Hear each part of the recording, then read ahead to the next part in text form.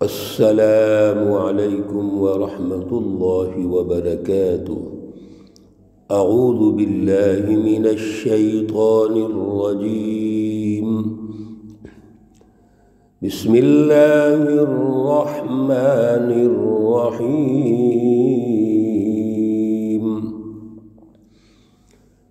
الحمد للہ الذی لہ ما فی السماوات وما في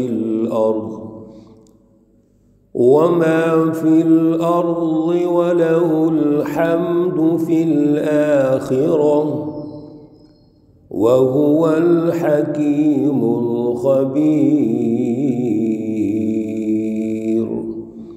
صدق الله العلي العظيم۔ اللهم صل على سيدنا ومولانا محمد النبي الأمي وعلى آله وأصحابه وبارك وسلم عليه۔ معزز سامعین و سامعات، آج الحمدللہ ہم سورۃ سبا کا آغاز کر رہے ہیں۔ سورۃ سبا یہ مکی صورت ہے، مکۃ المکرمہ میں نازل ہوئی، اور اس میں 54 آیات ہیں اور 6 رکوع ہیں، اور پارہ نمبر 22 ہے۔ آج انشاءاللہ العزیز اس مختصر وقت میں آیت مقدسہ نمبر 1 اور 2 کو ڈسکس کریں گے۔ اس حوالے سے اللہ رب العزت کی رہنمائی سمجھنے کی کوشش کریں گے۔ پچھلی سورہ مقدسہ سورۃ الاحزاب جو ہم نے سنی، اس کا جو ماحاصل ہے وہ یہ ہے کہ اللہ رب العزت ایک سچی جماعت حزب اللہ کو غالب کرنا چاہتے ہیں، اور جتنی بھی احزاب ایک شیطانی جماعتوں کا اتحاد تھا، اللہ اس کو شکست دینا چاہتے ہیں۔ مقصد حزب اللہ کے غلبے کا اللہ کی رٹ کا غلبہ ہے، اللہ کی فلسفی کا غلبہ ہے، توحید کا غلبہ ہے۔ اور جب تک اللہ کی توحید کا غلبہ ایک سسٹم کے ذریعے سے نہیں ہوتا، اس وقت تک اس کے اثرات انسانیت تک نہیں پہنچتے۔ اس لیے اللہ رب العزت نے حزب اللہ سچی جماعت کے ذریعے سے تمام شیطانی جماعتوں کو شکست دی اور سچی جماعت کو غالب کیا۔ اب اس غلبے کے نتیجے میں اللہ رب العزت ایک قومی اور بین الاقوامی انقلاب لے کے آتے ہیں۔ حضور اقدس صلی اللہ علیہ وسلم کی ڈیوٹی لگاتے ہیں، ذمہ داری لگاتے ہیں، سرپرستی کرتے ہیں، رہنمائی دیتے ہیں، اور جو پلاننگ رسول اللہ صلی اللہ علیہ وسلم فرما رہے ہیں، اللہ رب العزت اس میں مدد فرما رہے ہیں۔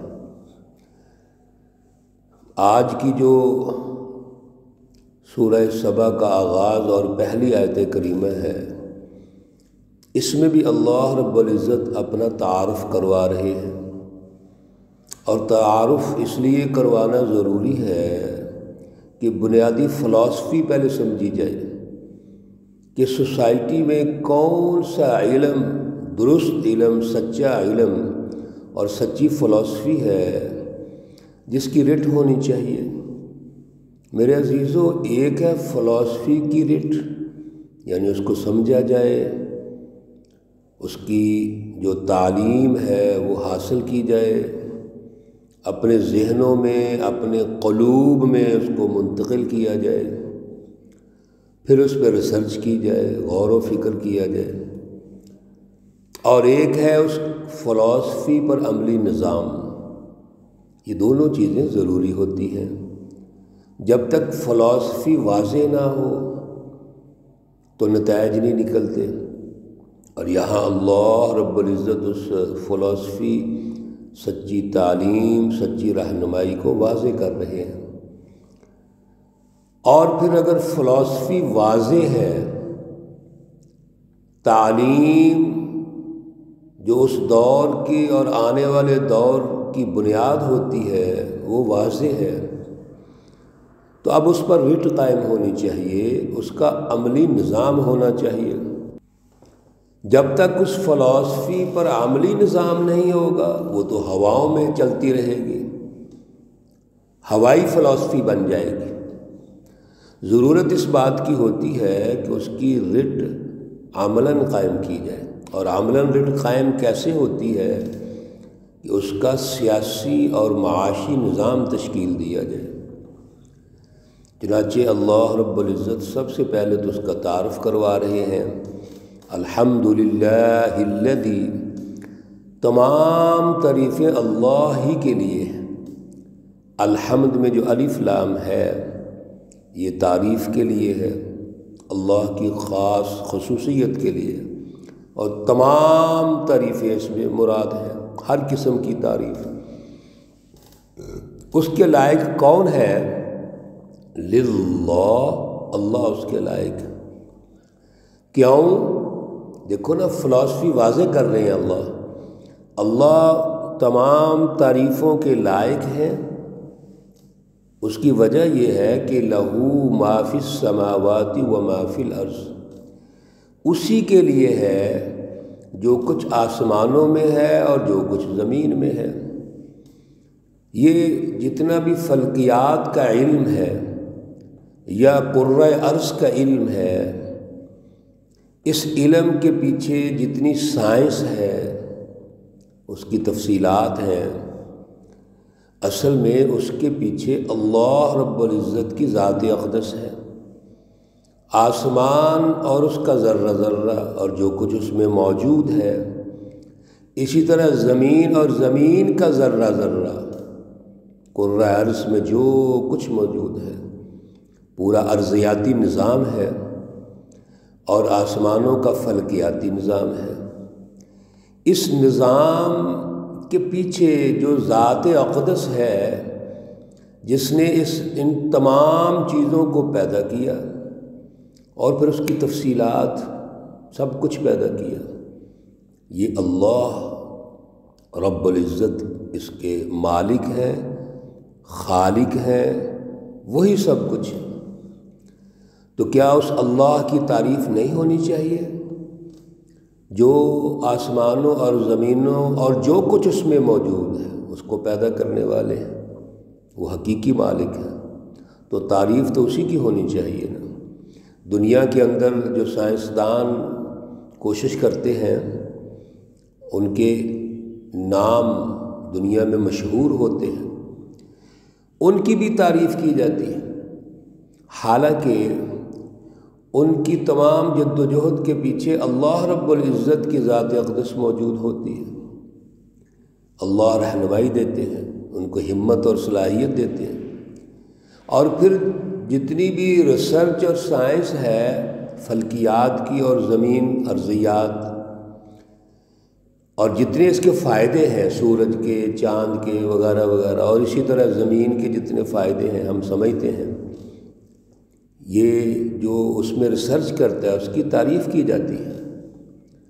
تو میرے عزیزو، جو اللہ رب العزت ہے جس نے پیدا کیا، اب سورج کی اپنی ذاتی تو کوئی حیثیت نہیں ہے، وہ تو اللہ کے حکم سے چل رہا ہے، اسی طرح ہر سیارہ اللہ کے حکم سے گردش کر رہا ہے، تو اللہ کی تعریف ضروری ہے۔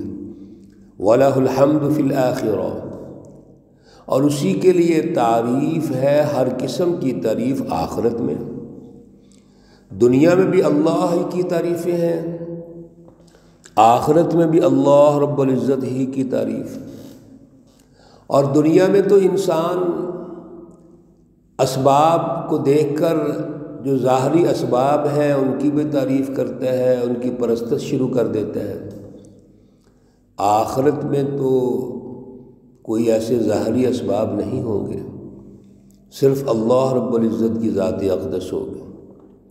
اس لیے آخرت میں تو ہر قسم کے پردے اٹھ جائیں گے، لہذا صرف اللہ رب العزت ہی غالب ہوں گے، اسی کی رٹ ہوگی۔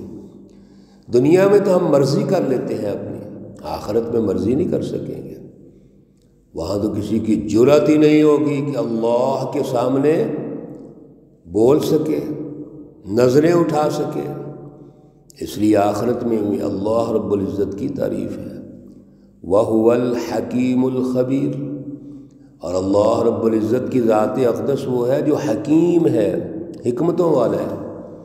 جتنا اس نے یہ کائنات پیدا کی اس کے پیچھے حکمت ہے، ذرے ذرے کی تخلیق کے پیچھے اللہ کی حکمتیں ہیں، اور حکمت کا خلاصہ اگر سمجھیں تو اللہ ہر چیز کو ترقی دینا چاہتے ہیں، ارتقاء کے عمل سے گزارتے ہیں، اور سب سے بڑی مخلوق انسان کو اللہ ارتقاء کے عمل سے گزارتے ہیں، اور یہ سب کچھ انسان کے لیے پیدا کیا گیا کہ انسان سرچ کرے، غور و فکر کرے۔